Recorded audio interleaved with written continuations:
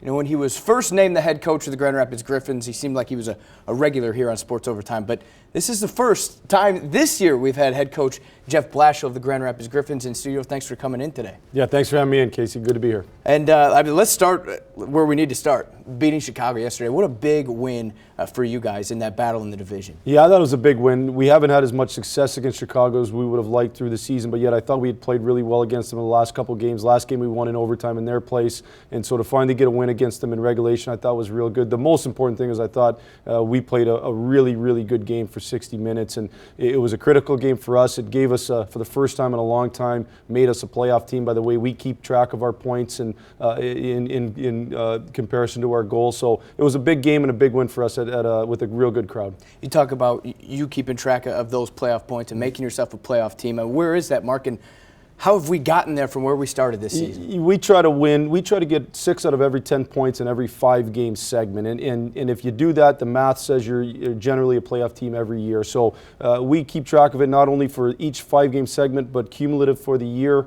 And we've been a lot of negatives for the cumulative side because we had dug ourselves a hole in segment 2. And now we finally, through a lot of perseverance, I think, from our hockey team, have now put ourselves, we're in a playoff position. But with that said, now you just got to keep going because it's a relentless nature and you got to keep playing great hockey. 6 games left before the All-Star break. 3 on the road starting this week, and then 3 back at home before the All-Star break. What do you want to get out of these next 6 games? You talk about the 6 out of 10 points. Well, I've been real happy with our play over the last 2 months, 2.5 months. I think we've played at a real consistent level. We've done a good job. Now, for the first time in a little while, we've faced with a few more call-ups and a few more injuries. So we're testing our depth again this year like we have in the past. And I think it's going to be critically important that we continue to play at that high level no matter which 20 are dressed that night. We spend lots of time not worrying about who's not here, but really who is here. We'll have 20 good enough to play against a real good Utica team on Wednesday, and we're going to have to be ready to play. Now, you talk about that regularly. It doesn't matter who's up, who's down. It matters who the 20 that are dressed. And let's talk about Jared Coreau. I mean, here's a guy that maybe shouldn't even be in Grand Rapids yet this season because of Mrazek and McCullum, but Mrazek's been spending a lot of time up. What have you seen from Coreau? Just what has he impressed you with? Yeah, you know, Jared's somebody who a year ago had a rough year in pro hockey. It was his first year. He had been a real good goalie in Northern Michigan. We signed him to a contract, and he didn't make our team and went down to Toledo and really had a rough year, and so he needed to really rebound with a good year. Peter Mrazek gets the early call-up. Jared comes in, and Jared's really won over the confidence of the coaching staff and his teammates and probably himself. He started off with some real good games early, but he's continued it. You know, we talked about the relentless nature in which you have to continue to get lots of points. Well, as a player, you got to continue to play at an elite level, and he's done that. The one thing I'd say with Jared is he's worked very hard to improve his skill set, and we believe it's at a spot now where he can be an elite goalie in this league, and now he's going to get a chance to really get tested. Yeah, he is going to get that. He's kind of this is his team now, as the Tommy McCullum getting the call up today, and Peter Mrazek probably the guy in Detroit. What does the goaltending situation look like for a backup here in Grand Rapids? Yeah, given the injury situation in Detroit, we think it's going to be a little while here. So, you know, Jared will get a chance to be our number 1. And I spent the day today on the phone with Ryan Martin, our assistant general manager with Detroit, trying to find a free agent goaltender out there that can come in and provide a good number 2 for us, who's going to play and going to give us an opportunity to win the games that he does play. Jared can't carry the mail entirely, so we need somebody that can come in. And so we've been through that discovery process and hopefully have somebody in here late tomorrow night. Now, a guy you know a ton about in net is Peter Mrazek. I mean, you won a Calder Cup championship with him, and now he's getting the nod for Detroit. He's going to be kind of their number 1 while Howard battles this injury and however long it'll be.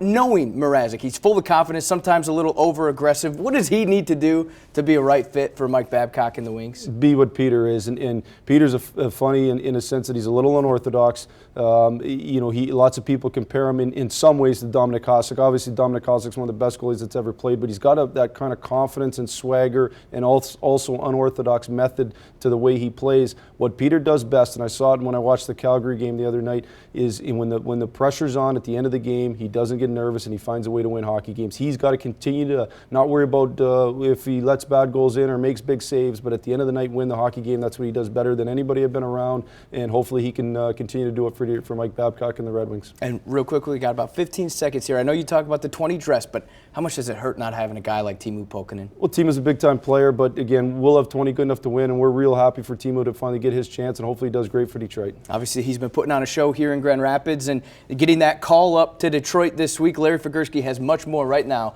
on Teemu Pukkanen. Griffins have got the puck. Here's Pukkanen right circle. He fires, score! He is best known for his world-class shot. He has the best shot I've ever seen. He's got a man in front. Pukkanen will tee it up and right to score! With 0.8 seconds to go, Teemu Pukkanen. It's definitely extremely hard, and honestly, he shoots it so hard sometimes it kind of turns on you, and it's definitely tricky to stop. Arguably the best of any player that's ever worn a Griffins uniform, including the more than 100 who have or now are playing in the NHL. Extremely hard shot. He can shoot it in stride as well as anybody I've been around. He can shoot a wrister and a slapper both in stride. He's able to really place it, and it's fast and it's hard. And to me, he's a guy who can score on any goalie in the world. Perhaps the best on the planet. I played with Alex Ovechkin in Washington, and it's that same kind of pop right off the stick. Near side, Teemu Pukkanen shot, score!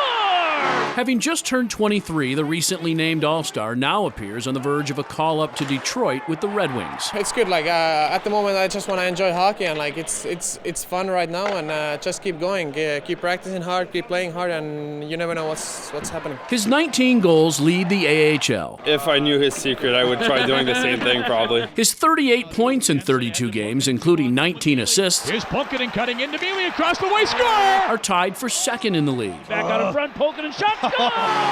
The one thing he'll have to continue to do is learn to get it off in smaller spaces. The next level of spaces get even smaller. It's a shot, though, when he has time and he gets it off, boy, it's as good as anybody's in the world.